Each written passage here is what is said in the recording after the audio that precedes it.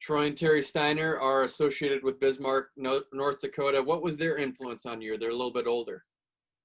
They were my idols growing up. I mean, anybody around my age, Troy and Terry did everything right. You know, they didn't drink. They were the hardest workers on the team. They were the kind of idols parents wanted their kids to emulate, and they were just great guys. They took me under their wing.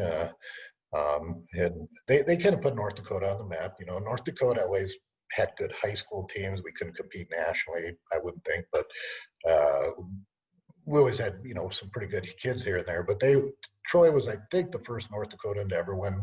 Everybody calls it Fargo now, but junior nationals. And then after that, it seemed like we got on a little bit of roll of a number of kids winning after that. But Troy and Terry kind of put North Dakota on the map, if you ask me. How'd they do that? Is it winning state championships? Is it winning Fargo? How did they kind of penetrate and make sure that they elevated the state?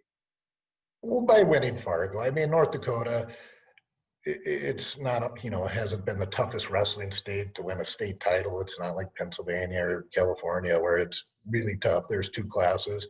A lot of times the kids can go a different weight and win a state title because this kid's there, where you can't do that in other states because everybody's tough. So, you know, there's 5-time state champs in North Dakota that didn't go D1.